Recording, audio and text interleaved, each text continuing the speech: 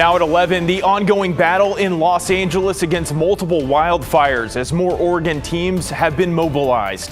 Plus day 2 of a historic healthcare strike at Providence hospitals and clinics, and signs of progress are showing. And later, one woman's appeal to the community after her mobility scooter was stolen. It's been a very rocky 2-3 months.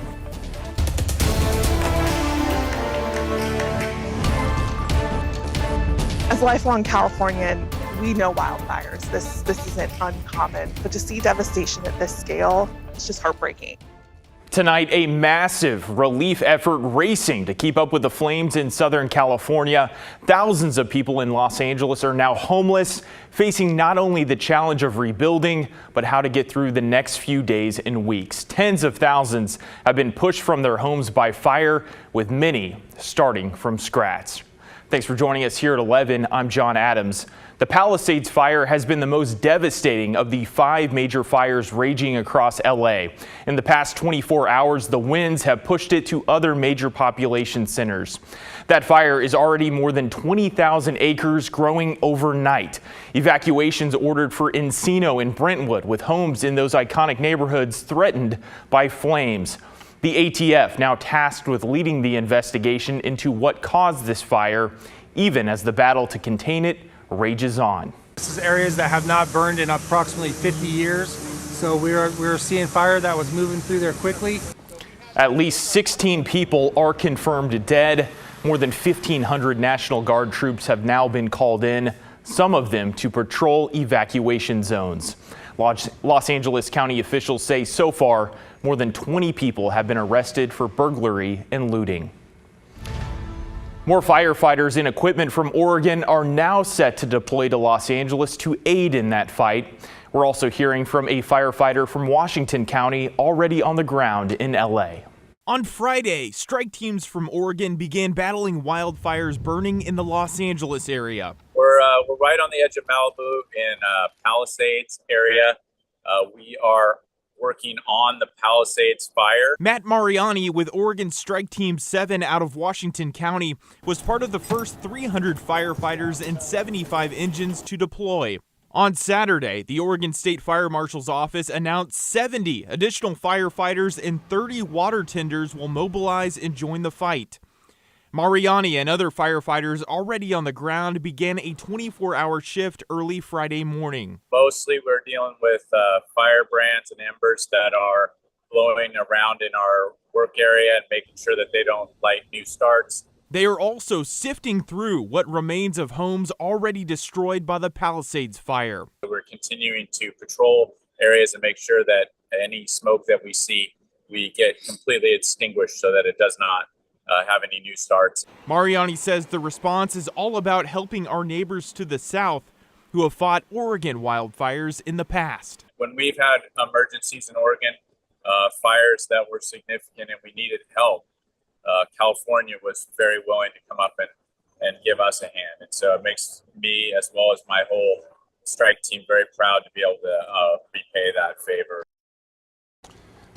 All right, meteorologist Joe Ranieri joining us tonight. And Joe, we know the high winds have really caused these flames to spread, but you have an example of how little rainfall they've seen in Los Angeles. They've only seen about 0.2 of an inch of rain over the last 8 months. Now, this little thing of water here represents what they've seen since May 5th. That was the last day they've seen measurable amount of rain, which was about 1/10 of an inch of rain that has fallen. Since then, they've seen just under 0.2 of an inch of rain, and no rain is going to be coming in the forecast. I'm going to show you what we've seen so far that we saw just today alone here at PDX. We see just about 1/10 of an inch of rain that has fallen. For the entire month of January, we've seen over 2 inches of rain, well above average. The other thing that's been fueling these wildfires are the Santa Ana winds. This is what happens. High pressure builds east of the Sierras. Air pushes down the mountains and is compressed and warm. Well, that warm air just goes down through the deserts, and that dry air gets even further and gets even hotter. And that's why these fire danger is so high. The air squeezes through the canyons, creating very strong winds. It's those strong winds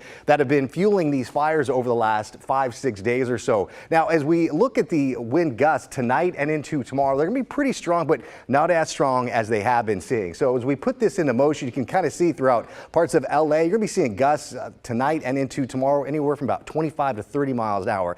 The good news is those winds are going to be dying down tonight and into tomorrow. But as we go into the early part of next week, they pick up again, and red flag warnings are in place throughout much of Southern California. That red you see, red flag warning in Riverside, Santa Clarita, and LA. And again, things aren't going to be improving anytime soon. The ridge of high pressure is going to be remaining over Southern California over the next couple of days. You're probably remembering the last couple of winters, they've seen an incredible amount of rain because of the La Nina weather pattern. Well, this year it's staying north. So far, they haven't seen much in terms of rain. The last day they saw a measurable amount of rain, if you want to call it that, was really right around Christmas time when they saw just 0.02 inches of rain. John? All right, Joe, thank you. We'll see you later in the show. KGW is teaming up with the American Red Cross to support wildfire victims in Southern California. If you have the means, please consider donating by scanning this QR code or look up the links at the top of our website, kgw.com. You can also donate at any U.S. bank branch. Donations in the short term will help the Red Cross shelter and feed survivors, provide mental health support, and help with reunification efforts. So far, more than 150 of you have donated more than $23,000. From all of us here at KGW, a huge thank you for your generosity. In other news, it was day 2 of the Providence Healthcare workers' strike. Today, Providence announced they have started the discussions with federal mediators about resuming negotiations. Meanwhile, union members held a rally today advocating for what they call a fair contract. Doctors, nurses, politicians, and members of other unions came out to speak in support of members of the Oregon Nurses Association. It's not okay that you're understaffed. It's not okay that you're overworked. It's bad for you. It's bad for the patients. Are you ready to fight for safer staffing? Healthcare workers pressing Providence for better wages, but more importantly, they say better staffing to keep patients safe. Providence reports that though through the third quarter of 2024, they've seen a loss of $103 million. Now, the healthcare provider says they feel their Medford and Newburgh locations are ready for negotiations to begin again. These are the two ministries that we feel like are ready to talk to us. I think we're feeling at those two tables specifically, we had resolved a lot of the differences prior to this work stoppage. Providence says they will also start making plans to schedule negotiations with the other bargaining units in the days ahead. New tonight, a woman in Battleground is in the hospital in serious condition after a hit-and-run crash. Someone called 911 about seeing a woman lying on the road around 9 this morning near the intersection of Northwest 30th Avenue in West Main. Battleground police and Washington State Patrol determined the woman was walking west on or near the road when she was hit. The vehicle did not stop. Investigators are reviewing surveillance footage of the area, and they ask for any witnesses to call 311. New information tonight. 2 people are in custody after causing a crash while trying to get away from police. Officers found a man and a woman slumped over in an SUV at Southeast 60th and Francis around 11:15 this morning. Portland police say the man had a gun in his lap. When trying to get away, surveillance video shows them hitting a fence in a patrol car. The chase ended when they crashed into a parked vehicle at Southeast 34th and Inslee. We spoke to 2 people who live in the neighborhood who said they've never had anything like this happen before. It's pretty slow, you know. There's not a lot of traffic that comes down this street. We're just happy they were stopped. Everyone is safe, and things can be rebuilt. Officers learned the gun was stolen. The 2 were first taken to the hospital for an evaluation. The man has since been booked in jail. The woman who was driving the vehicle has not yet been booked. A scary morning for a Gresham coffee shop after a truck crashed through the storefront, narrowly missing multiple people. Police told us there was a two-car crash just after 10 at Northeast Kelly Avenue in 2nd Street. One of the drivers hit the gas instead of the brakes, causing him to jump a curb and run through Autumn Coffee Roasting. One of the workers told us there was a large group of people sitting near where the truck came in. We had an entire table of 8 to 12 people enjoying their morning, had their run. We had lots of scrapes, bruises. Thankfully, everyone moved very quickly out of the way of the vehicle. No one there was severely hurt. Autumn Coffee says they'll likely take the weekend off, but plan to be up and running as soon as they can. People in a small Washington town are reaching out to help their neighbors after her mobility scooter was stolen.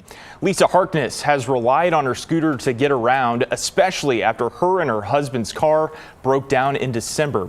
But she said it was taken Thursday outside of their Woodland home. I was gone for about 2.5 hours. It was parked where I'm at, and they literally took the sack that I had in the scooter basket and sat it right there where the water bottle is. Harkness suffered a logging injury 37 years ago, making walking extremely difficult. Her husband also uses a mobility scooter to get around. Woodland police have been notified, but they said the chances of getting her scooter back are slim. It's been a very rocky 2-3 months, and I believe in human hearts, and I know there's good people out there that would help if they knew. The Harknesses are also asking for financial support to replace the scooter if it can't be recovered. We'll have that link on our website, kgw.com.